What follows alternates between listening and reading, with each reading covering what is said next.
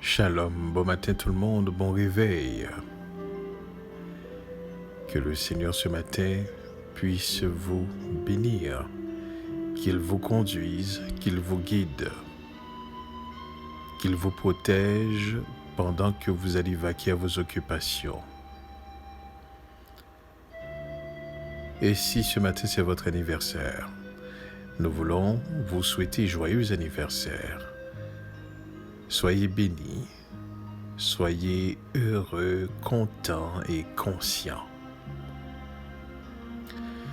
Si vous êtes seul, eh bien sachez que vous n'êtes pas vraiment seul parce que dans sa parole, il est dit « Je serai avec vous tous les jours jusqu'à la fin du monde ». Et je voudrais préciser que cette parole n'est adressée seulement qu'aux disciples, à ceux qui sont nés de nouveau, ceux qui sont guidés par le roi Kodesh. Donc, à ceux-là, faisant partie du royaume, de son royaume, il a dit « Je serai avec vous ». Comme un royaume responsable envoyant ses ambassadeurs dans des pays étrangers.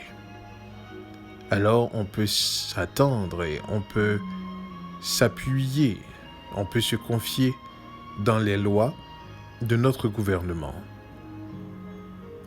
qui est là, avant toute chose, pour s'assurer de la protection de ses ambassadeurs. Et ces ambassadeurs sont là pour représenter le pays et aussi pouvoir être un abri pour ses citoyens se trouvant dans ces pays étrangers. Eh bien, spirituellement, nous avons aussi le même rôle. Nous sommes des ambassadeurs sur cette terre.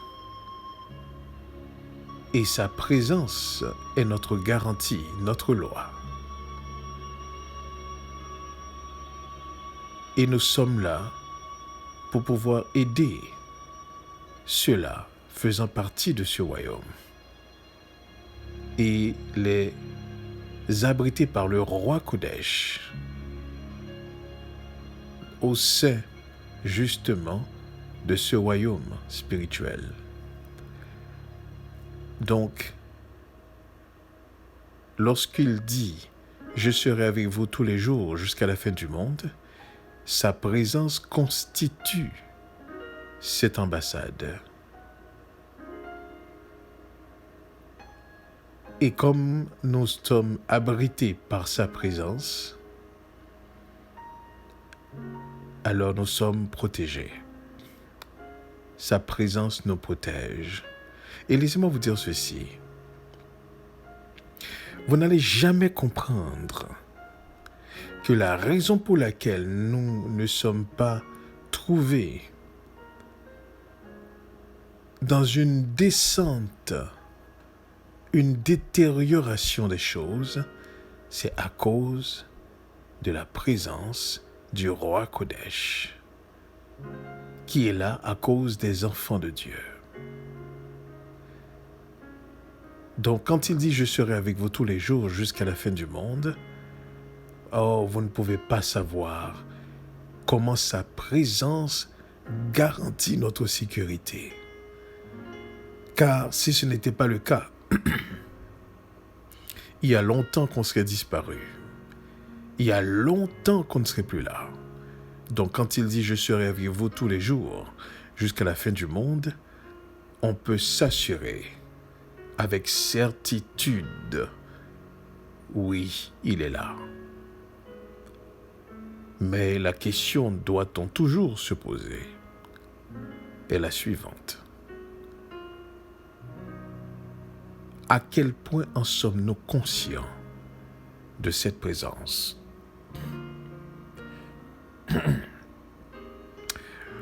Nous allons regarder un texte ce matin.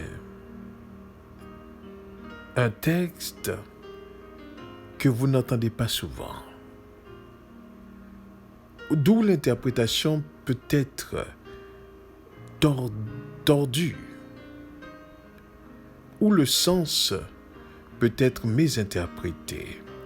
C'est pour cela que nous voulons l'assistance du roi Kodesh afin de nous conduire dans toute la vérité.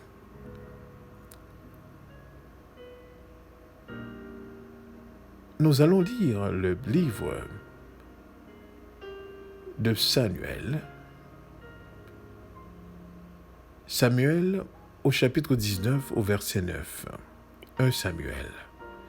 Et je lis pour vous. Alors,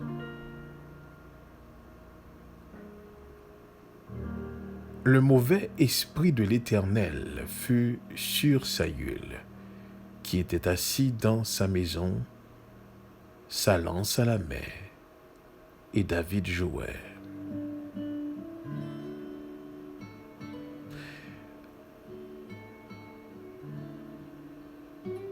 Nous allons lire 1 Samuel 16 au verset 16 pour que nous puissions contextualiser ce passage. Donc, Samuel 16, 1 Samuel 16, 16. Que notre Seigneur parle. Tes serviteurs sont devant toi, et ils chercheront un homme qui sache jouer de la harpe, et quand le mauvais esprit de Dieu sera sur toi, il jouera de sa main, et tu seras soulagé. On disait à Saül.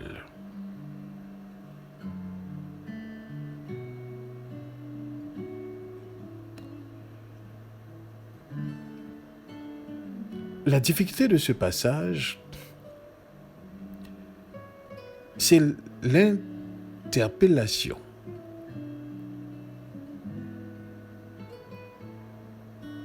De cet esprit qu'on appelle le mauvais esprit de l'Éternel.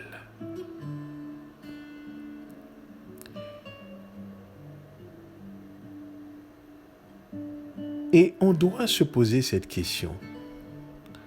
Parce que la manière dont le passage le décrit, le mauvais esprit de l'Éternel,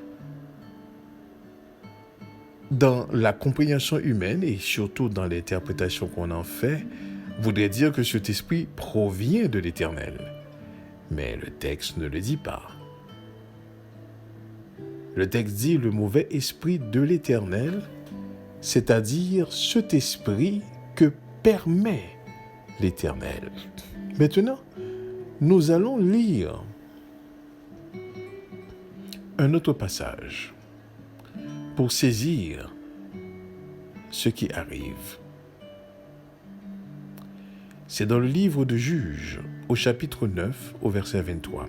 Il est dit, alors, Dieu envoya un mauvais esprit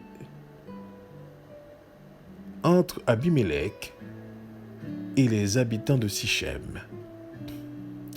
Et les habitants de Sichem furent infidèles à Abimélec.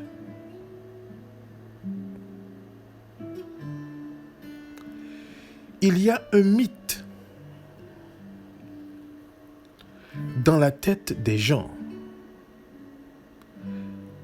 en ce qui a trait à Dieu, le Créateur. Ce mythe, et je le répète, c'est un mythe. C'est une croyance, en fait. Cette croyance, c'est de penser que Dieu n'a aucun contrôle sur le monde des ténèbres. Et souvent, ce que les gens vont vous dire, c'est comme Dieu est lumière. Écoutez bien ceci. Dieu est lumière et il n'a que contrôle sur des gens de lumière. Mais en ce qui a trait à ceux des ténèbres, il n'a aucun contrôle. Il perd le contrôle, il perd la puissance, il n'est pas efficace.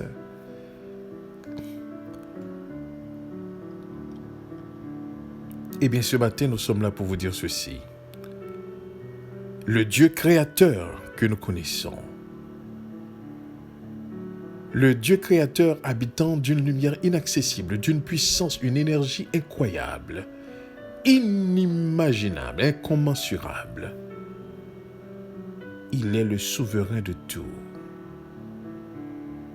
Il est le souverain de toute sa création. Et hier, on vous disait que la raison pour laquelle que Dieu ne se révélait pas aux hommes comme certains voudraient qu'il le fasse, parce qu'il est un être imposant. Et dans sa souveraineté, rien ne le résiste.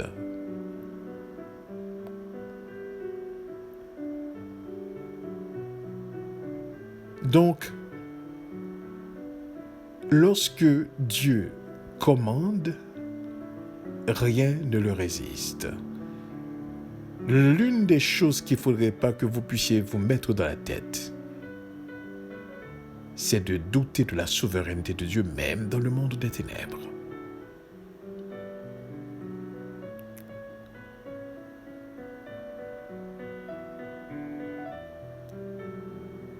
Il n'y a rien qui arrive sans que ça soit dans sa souveraineté quelque chose qui a été permise.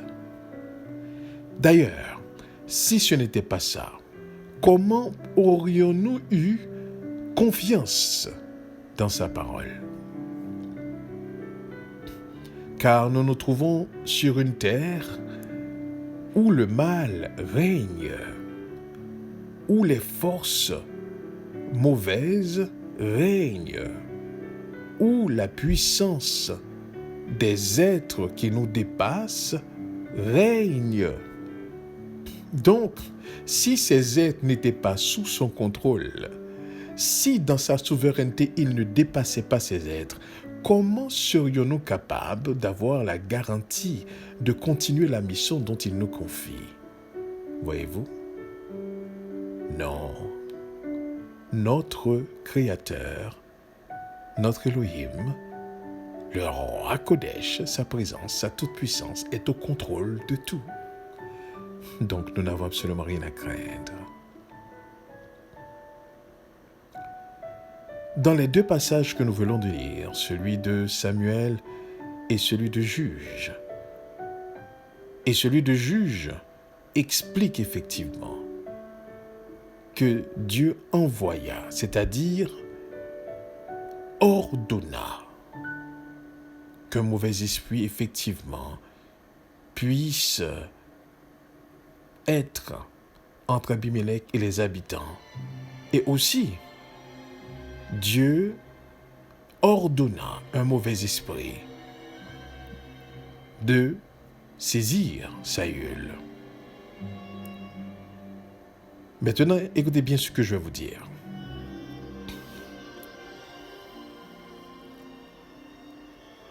Qu'est-ce qui vous empêche d'être habité par un mauvais esprit d'après vous? Votre volonté? Votre intelligence? Votre éducation? Ou votre culture? Le citoyen que vous êtes? Les formules de protection que vous exercez? La magie? Le mysticisme?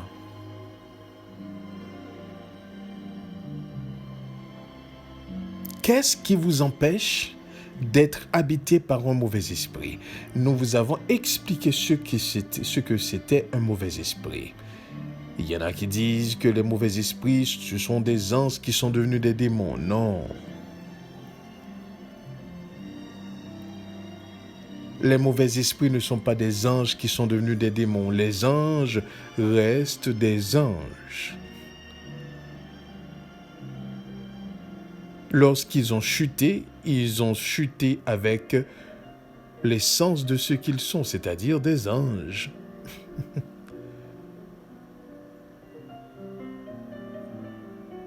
Donc, ils ne sont pas des démons.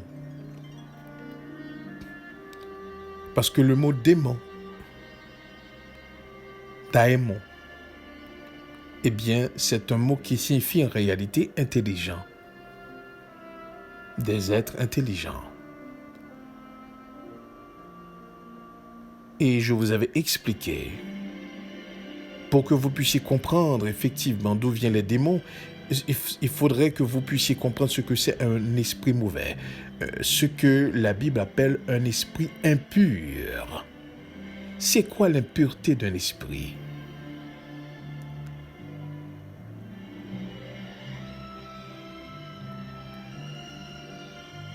Pour que vous puissiez comprendre l'impureté de quelque chose, il faudrait que vous compreniez la pureté de quelque chose.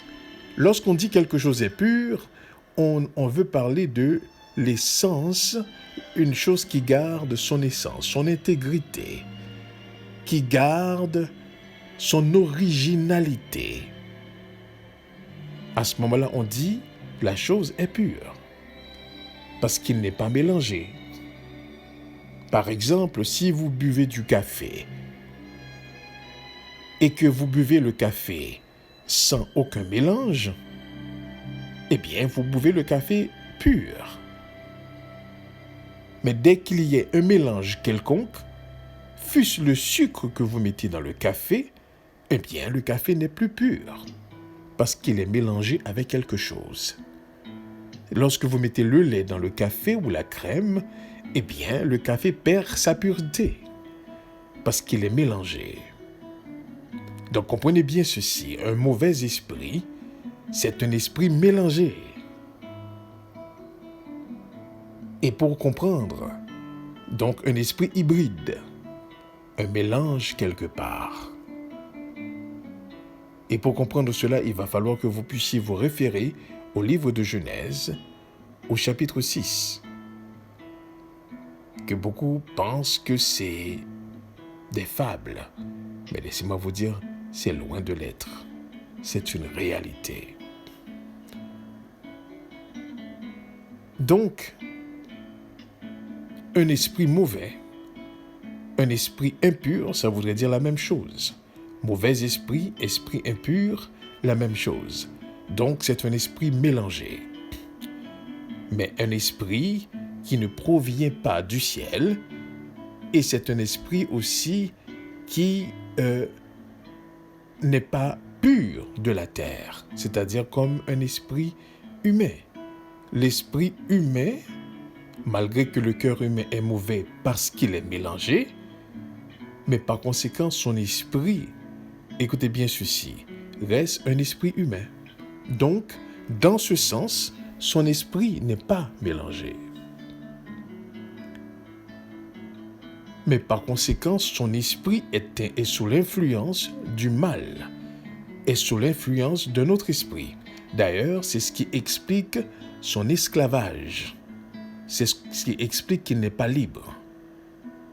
Parce qu'il est renfermé, prisonnier du mensonge.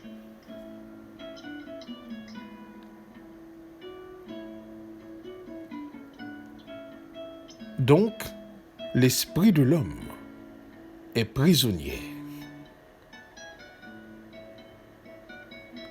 Et l'esprit de l'homme exerce l'influence que lui procure la force qui le gouverne. Maintenant, pour comprendre cela, il va falloir que vous regardiez avec moi dans le livre de Job, au chapitre 32, verset 8. Voici ce que le livre de Job nous dit. Mais en réalité, dans l'homme, c'est l'esprit, le souffle du Tout-Puissant qui donne l'intelligence. Je répète, mais en réalité, dans l'homme, c'est l'esprit, le souffle du Tout-Puissant qui donne l'intelligence. Et si je me réfère encore dans le livre de Genèse, lorsque le cœur de l'humain commence à se tourner vers le mal de plus en plus, l'influence du mal qui s'exerçait dans le temps de Noé, Elohim lui-même disait que son esprit, donc son souffle, ne restera pas toujours sur l'homme, dans l'homme, et que ses jours seront limités à 120 ans. Donc, l'une des choses qu'il faudrait que vous puissiez comprendre, c'est de retirer ce mythe comme quoi Dieu ne contrôle pas le monde des ténèbres. Non, il le contrôle. Je suis désolé. Il a souverainement contrôle du monde des ténèbres. Car cela voudrait dire que ce monde lui aurait échappé. Non, ce monde ne l'échappe pas. D'ailleurs, c'est parce qu'il a le contrôle qu'il a mis limite et qu'il y a fin. C'est parce qu'il a contrôle qu'il met fin, qu'il met point final, justement, à ce monde de ténèbres. C'est parce qu'il a le contrôle qu'il a confondu les langues, que l'unité, je dirais, cette mauvaise unité de l'humain ne soit pas un élément qui empêche à ses enfants d'être régénérés, d'être conscients de lui-même. Car voyez-vous, il n'a pas protégé ses enfants pendant seulement l'existence de ceux-là. Il les protège depuis bien avant même qu'ils existent. Il avait son plan bien déterminé. Donc comprenez bien ceci. Un mauvais esprit peut vous posséder. S'il ne vous possède pas, c'est parce que vous avez l'Esprit de Dieu en vous. Donc les enfants de Dieu ont l'Esprit de Dieu en eux et ne sont pas sous l'influence justement des démons. Et comment savoir si quelqu'un possède un mauvais esprit? Encore là, nous avons vaguement une idée de ce que c'est un mauvais esprit. Nous allons traduire un mauvais esprit quand nous voyons quelqu'un poser un acte mauvais, comme une tuerie, un acte immonde.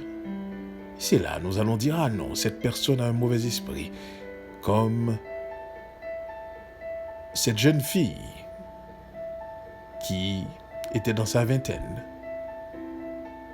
et que ces messieurs, ces jeunes gens ont pris et ont assassiné. Alors, on a conclu que ces messieurs avaient justement de mauvais esprits par rapport à cet acte qu'ils ont commis. Mais laissez-moi vous dire ceci. Saül avait un mauvais esprit. Et ce mauvais esprit n'était calmé que seulement lorsque David jouait de la harpe. Le contrôle de ce mauvais esprit venait dans le son qu'il entendait.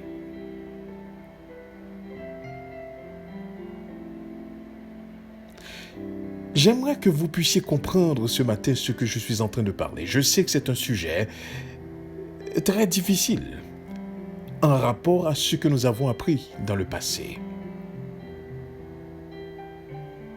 La première des choses qu'il faut comprendre, les mauvais esprits sont réels. Ces esprits impurs ne viennent pas du ciel, ne viennent pas de Dieu. Écoutez bien ceci, ne provient pas de Dieu. Voici le bon verbe à utiliser. Mais ils sont dans la création. Ils ont été corrompus, en fait, à cause de ce mélange qui a eu lieu dans Genèse au chapitre 6. Si vous voulez comprendre exactement ce qui s'est passé, je vous le rappelle, qu'il y a eu des anges laissant leur position et en cette capacité de se métamorphoser en humain et ces anges, d'après le livre d'Enoch, ont fait un pacte pour pouvoir vivre et rester dans cette métamorphose humaine afin de séduire les femmes, les humaines, les femmes. Et avec ces femmes, ces anges ont eu la capacité de procréer lorsqu'ils se sont métamorphosés. Qu'est-ce que ça veut dire métamorphoser en humain? Écoutez, ils n'ont pas eu seulement l'apparence humaine. Ils ont eu la capacité aussi humaine, la capacité de se reproduire. Ça peut paraître une histoire incroyable, mais ce sont ces mêmes esprits qui influencent les hommes à corrompre toujours ce qui est naturel.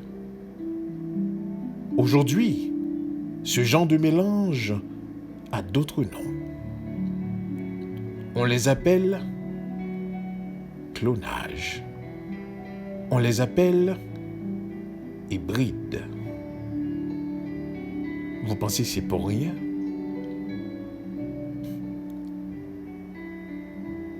On essaie de mélanger, même dans la nature. On va mélanger les espèces pour une raison ou pour une autre.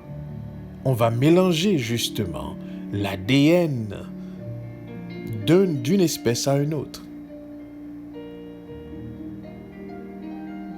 On mélange les choses pour pouvoir avoir un résultat.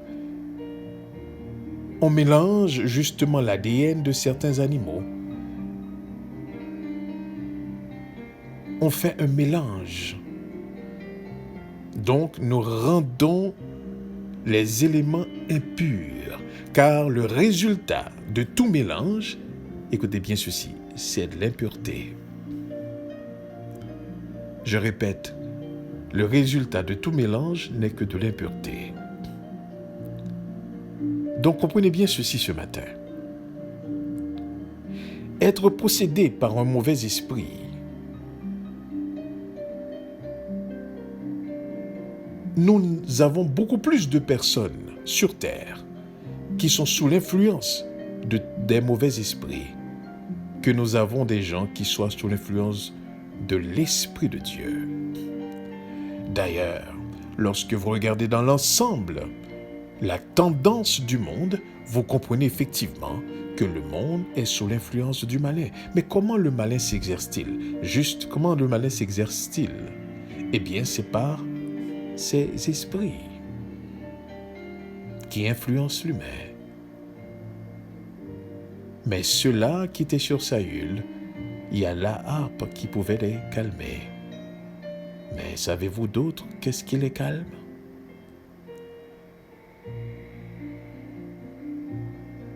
Lorsqu'on regardait Saül, on ne pouvait pas dire au moment qu'on jouait de la harpe qu'il y avait un esprit sur lui.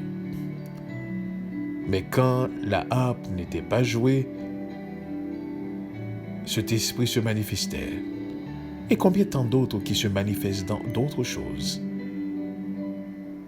qui influencent l'homme, l'esprit de l'homme, dans plusieurs aspects, dans plusieurs dimensions, que nous ne pouvons comprendre. Comprenez bien ceci. Je peux vous dire ceci ce matin. Les seuls êtres qu'un mauvais esprit, écoutez bien ceci, ne peut influencer, ce sont ceux-là qui sont nés de nouveau. Écoutez bien ceci. Pourquoi? Parce que leur nature n'est pas compatible avec ces esprits. Leur nature n'est pas compatible avec ces esprits. Parce qu'en réalité, c'est le souffle du Tout-Puissant qui donne l'intelligence. Ils sont scellés par le roi Kodesh. Il n'y a pas de possibilité pour qu'un esprit puisse être mélangé avec leur esprit. Pourquoi? Parce que ils sont régénérés.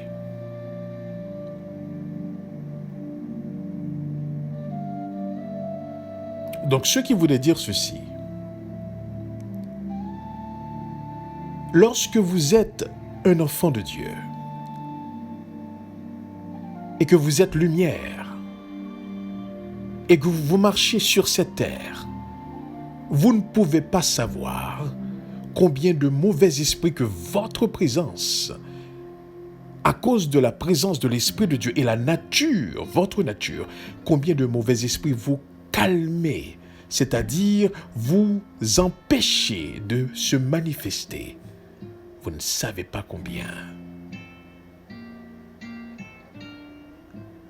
Juste parce que l'Esprit de Dieu est en vous et que l'endroit où est-ce que vous êtes comme une lumière qui est allumée dans la noirceur. Et vous savez, lorsque vous allumez une lumière dans la noirceur, écoutez, n'avez-vous jamais été dans une pièce, dans plusieurs pièces, où est-ce que vous allumez une lumière et que la noirceur disparaît et se trouve d'où la lumière ne peut provenir, c'est-à-dire d'où la lumière ne peut arriver. Et si vous regardez dans la salle où est-ce que vous êtes, et s'il y a plusieurs pièces, et que la lumière est allumée dans une pièce, si vous regardez les autres pièces autour de vous, vous allez voir ce contraste. Là où la lumière n'arrive pas, il y a les ténèbres. Eh bien, vous constituez une lumière, et la présence de ces esprits ne peuvent se manifester. Cette lumière que vous constituez devient une puissance, et cette puissance les mobilise, comme eux aussi possèdent cette énergie qui vous mobilise. Ils mobilisent votre intelligence, ils obscurcissent votre intelligence. Quand ils se manifestent, ils vous mobilisent, même physiquement, s'il le faut.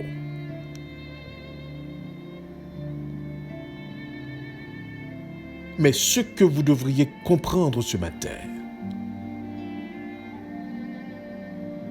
Dieu est souverain et ses esprits ne l'échappent pas non plus dans sa souveraineté.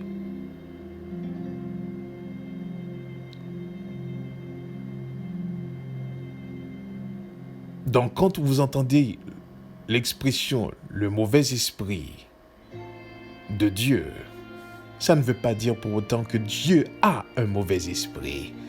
Mais l'expression voulait dire tout simplement que Dieu est souverain, même sur les mauvais esprits. Il n'y a rien qui l'échappe, même le monde des ténèbres. Et souvenez-vous de ceci. Les seuls êtres ne pouvant pas être influencés par les mauvais esprits sont ceux qui sont régénérés. Êtes-vous régénéré ce matin? Car si vous ne l'êtes pas, laissez-moi vous dire quelque chose.